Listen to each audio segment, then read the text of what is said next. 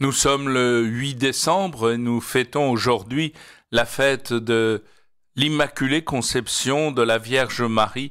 C'est une solennité et à Avignon d'une manière toute particulière car la métropole Notre-Dame des Dons est sous le titre de l'Immaculée et c'est aujourd'hui que nous la fêtons au terme d'une neuvaine de prière et d'Eucharistie. Alors la première lecture vient du livre de la Genèse au chapitre 3e, les versets 9 à 15 et 20. Quand Adam eut mangé du fruit de l'arbre, le Seigneur Dieu l'appela et lui dit « Où es-tu donc ?» L'homme répondit « J'ai entendu ta voix dans le jardin, j'ai pris peur parce que je suis nu et je me suis caché. » Le Seigneur reprit « Qui donc t'a dit que tu étais nu ? Aurais-tu mangé de l'arbre dont je t'avais interdit de manger ?» L'homme répondit, « La femme que tu m'as donnée, c'est elle qui m'a donné du fruit de l'arbre, et j'en ai mangé. » Le Seigneur Dieu dit à la femme, « Qu'as-tu fait là ?»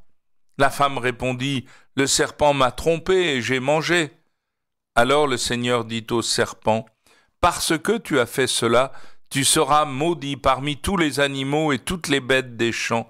Tu ramperas sur le ventre et tu mangeras de la poussière tous les jours de ta vie. Je mettrai une hostilité entre toi et la femme, entre ta descendance et sa descendance. Celle-ci te meurtrira la tête et toi, tu lui meurtriras le talon. » L'homme appela sa femme Ève, c'est-à-dire la vivante, parce qu'elle fut la mère de tous les vivants. Alors, cette première lecture est extrêmement intéressante. Nous sommes au livre de la Genèse, au moment du péché, et Dieu qui avait l'habitude de venir rencontrer les premiers hommes pour les former, pour parler avec eux, pour rester dans l'intimité avec lui. Et voilà que Dieu sort un soir, comme un peu en Provence quand il fait très chaud, on se rencontre le soir à la tombée du jour. Eh bien, voilà que Dieu ne trouve plus ni Adam ni Ève. Et Dieu va s'écrier « Où es-tu » Et c'est intéressant, c'est le premier mot de Dieu en style direct. C'est ce cri qui sort du cœur de Dieu « Où es-tu » Il s'adresse à chacun de nous et pour nous dire « Mais où tu te caches de moi ? Pourquoi tu ne veux plus de mon intimité ?» Et là, c'est vraiment toute la Bible, c'est Dieu qui part à la recherche de l'homme parce qu'il veut redonner à l'homme son intimité avec le Seigneur, avec Dieu lui-même. Alors, ruminons ce terme, cette question « Où es-tu » Et la réponse de l'homme, c'est « J'ai entendu ta voix dans le jardin, j'ai pris peur parce que je suis nu et je me suis caché. » Et là, il faut réaliser que c'est à ce moment-là dans l'Écriture que l'homme prend conscience de sa nudité. Et souvent, je demande aux chrétiens, mais lorsque l'homme est sorti des mains de Dieu, est-ce qu'il était nu ? Tout le monde me répond, mais bien sûr. Eh bien non, il n'était pas nu, car, nous disent nos pères dans la foi, il était revêtu de la gloire de Dieu qu'il habillait comme d'un manteau.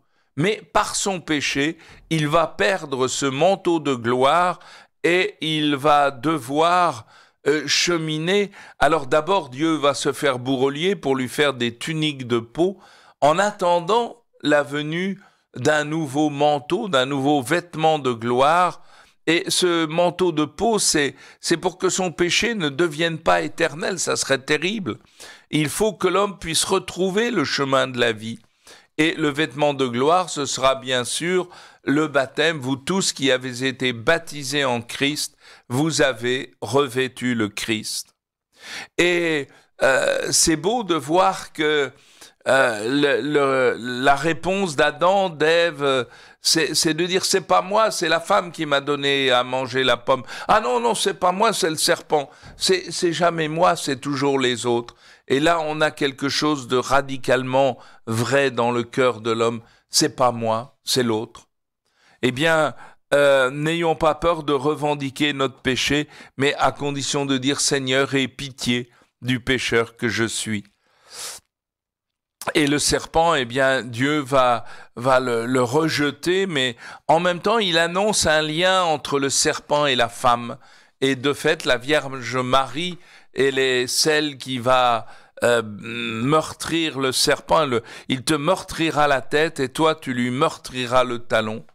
C'est vraiment l'Immaculée qui va pouvoir mettre fin à la domination du démon. Dans la deuxième lecture, nous sommes dans la lettre aux Éphésiens, une lecture magnifique. Béni soit Dieu le Père de notre Seigneur Jésus-Christ. Il nous a bénis et comblés de toute bénédiction de l'Esprit au ciel dans le Christ. Il nous a choisis dans le Christ avant la fondation du monde pour que nous soyons saints, immaculés devant lui dans l'amour. Il nous a prédestinés à être pour lui des enfants adoptifs par Jésus le Christ. Ainsi, il a voulu sa bonté, à la louange de gloire de sa grâce, la grâce qu'il nous a donnée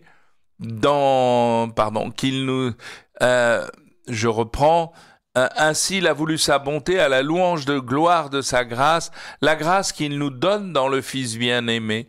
En lui, nous sommes devenus le domaine particulier de Dieu. Nous y avons été prédestinés selon le projet de celui qui réalise tout ce qu'il a décidé. Il a voulu que nous vivions à la louange de sa gloire, nous qui avons d'avance espéré dans le Christ. Eh bien, vous avez là tout le projet créateur. Le projet créateur, c'est que Dieu nous a comblés des bénédictions de l'Esprit au ciel dans le Christ, dans le Fils bien-aimé. Et ça, ce verbe combler, nous l'avons une autre fois dans le Nouveau Testament, une seule autre fois, c'est au moment où l'ange dit à Marie, « Tu es comblée de grâce. Réjouis-toi, Marie, comblée de grâce, le Seigneur est avec toi. » Et ainsi, nous découvrons comment la Vierge Marie est l'icône de l'Église à venir. Elle est celle qui nous montre le chemin de notre vocation. Et là, saint Paul nous dit clairement quel est le projet de Dieu sur nous, car souvent quand on demande aux gens « mais où vous serez après votre mort ?»« Ah, au ciel. Mais où il est le ciel ? Ah ben là-haut. Mais c'est où là-haut ?»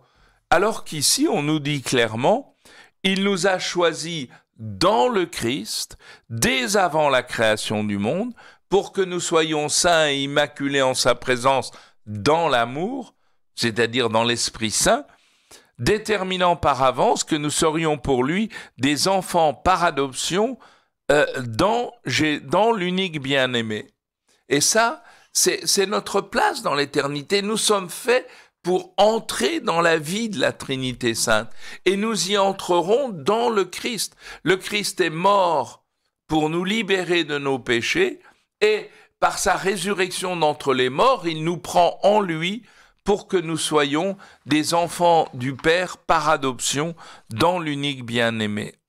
Et c'est pourquoi Paul peut continuer en nous disant « Nous sommes devenus le domaine particulier de Dieu ». Et l'évangile de cette fête de l'Immaculée, bien sûr, c'est le récit de l'Annonciation. L'ange Gabriel fut envoyé par Dieu dans une ville de Galilée appelée Nazareth à une jeune fille vierge accordée en mariage à un homme de la maison de David appelé Joseph. Et le nom de la jeune fille était Marie. L'ange entra chez elle et dit « Je te salue, comblée de grâce, le Seigneur est avec toi. » Et alors là, nous avons dans cette salutation cette certitude que Marie est comblée de grâce et le Seigneur est avec toi. Cette certitude, le Seigneur est avec toi, il court tout l'Ancien Testament. Car déjà Abraham, je serai avec toi. À Jacob, au moment de son songe, Dieu lui dira, je suis avec toi et je serai avec toi partout où tu iras. Et si vous ouvrez l'évangile de saint Matthieu, vous verrez qu'au début, on apprend que celui qui va naître, il s'appellera Emmanuel, c'est-à-dire Dieu avec nous. Et la dernière phrase de l'évangile de Matthieu, quand nous refermons l'évangile, « Et moi, je suis avec vous tous les jours jusqu'à la fin du monde. » Eh bien, Marie est l'icône de ce projet de Dieu qui la comble de grâce et qui est avec elle. Le Seigneur est avec toi. Alors Marie est toute bouleversée devant cette action divine et elle se demande ce que cela pouvait signifier. Alors l'ange Gabriel continue son annonce. « Sois sans crainte, Marie, tu as trouvé grâce auprès de Dieu. Tu vas concevoir et enfanter un fils, et tu lui donneras le nom de Jésus, c'est-à-dire Dieu sauve. Il sera grand, il sera appelé fils du Très-Haut. Le Seigneur lui donnera le trône de David son père, et il régnera pour toujours sur la maison de Jacob, et son règne n'aura pas de fin. Une annonce bouleversante. Marie doit concevoir et enfanter un fils qui sera Dieu sauve, qui sera appelé fils du Très-Haut. Et il sera le successeur de David sur le trône. Il régnera pour toujours sur la maison de Jacob, et son règne n'aura pas de fin. Et Marie répond tout simplement, mais comment cela va-t-il se faire, puisque je ne connais pas d'homme? Et l'ange va lui répondre, mais sans savoir, c'est le mystère de l'incarnation. Ne cherchons pas à comprendre comment cela s'est produit, mais mettons le mystère là où il est véritablement, c'est-à-dire que l'ange lui répond, l'Esprit Saint viendra sur toi et la puissance du Très-Haut te prendra sous son ombre. En fait, autrefois, lorsque le peuple marchait à travers le désert, eh bien, l'Esprit Saint, la nuée lumineuse, conduisait le peuple tout au long de sa marche à travers le désert. Eh bien, l'Esprit Saint viendra sur toi. Là, nous avons une annonce qui est pour nous également, car impossible de cheminer sur ce chemin de la réalisation du projet de Dieu sur nous, sinon en nous laissant habiter et conduire par l'Esprit Saint. Et à ce moment-là, l'ange peut dire, mais celui qui va naître sera saint, il sera appelé fils de Dieu. Et là, c'est vraiment tout ce mystère de l'incarnation qui nous dépasse complètement. Comment Dieu, la personne divine du Fils, comment peut-elle venir partager notre aventure humaine? Eh bien, c'est par l'action de l'Esprit Saint que Marie va concevoir et enfanter un fils. Et c'est un peu comme l'image de la nuée présence de l'Esprit Saint pour conduire le peuple dans sa marche à travers le désert. Eh bien, l'Esprit Saint sera là pour conduire la Vierge Marie jusqu'à la pleine réalisation du projet créateur. Et voilà que comme signe, eh bien, l'ange va lui dire, voici que dans sa vieillesse, Élisabeth, ta parente, a conçu elle aussi un fils, et elle en est à son 6e mois, alors qu'on l'appelait la femme stérile. Car rien n'est impossible, on devrait même traduire, rien n'est trop beau que Dieu ne puisse réaliser. En fait, c'est ce que Dieu avait dit à Abraham lorsque Sarah dit « Mais comment je vais pouvoir enfanter? Je suis vieille, mon mari aussi, c'est impossible. » Eh bien non, rien n'est trop merveilleux pour Dieu. Et dans toute la Bible, quand on voit des couples stériles qui se mettent à enfanter, c'est pour montrer que c'est vraiment Dieu qui est à l'œuvre. Et pour faire le lien avec Élisabeth et Zacharie, il faut savoir que c'est l'ange Gabriel qui était apparu à Zacharie dans le temple. Et l'ange lui avait dit, ta prière a été exaucée. Or la prière du prêtre dans le temple, c'était de dire, Seigneur, viens enfin faire miséricorde à ton peuple. Et l'ange Gabriel lui répond, ta prière a été exaucée. L'heure de la miséricorde est venue. Et aujourd'hui, avec l'annonce faite à Marie, c'est vraiment l'heure de la miséricorde qui se réalise pleinement. Mais le petit Jean, dont le nom signifie Dieu fait miséricorde, eh bien, il montre que le temps de la miséricorde est venu. Vous voyez comment l'histoire de Zacharie et d'Élisabeth et l'annonce faite à Marie, eh bien, c'est dans une continuité de l'œuvre de Dieu. Le temps de la miséricorde est venu pour notre monde. Et Marie dit alors, voici la servante du Seigneur, que tout m'advienne selon ta parole. Marie a compris d'abord elle était la servante du Seigneur. Et en même temps, elle fait un lien entre le verbe faire et le verbe dire. Que tout m'arrive selon ta parole. Ce que Dieu dit, il le réalise. Et ça, nous le trouvions d'abord dans la création. Dieu dit et il en fut ainsi. Et on le retrouvera à Cana. Faites tout ce qu'il vous dira. Eh bien, puissions-nous, en contemplant la Vierge Marie, découvrir celle qui Lourdes a voulu révélé à la petite Bernadette, une jeune fille toute simple, et elle a voulu lui dire, mais je suis l'Immaculée. Non pas je suis immaculé, mais je suis l'Immaculée. L'Immaculée est ma nature même. Et d'ailleurs, si vous voyez le premier verbe, le premier mot qui suit le récit de l'Annonciation, eh bien c'est « se levant », Marie partit en hâte, et c'est la visitation. Mais se levant, ça veut dire que Marie participe déjà pleinement au fruit de la croix de son Fils.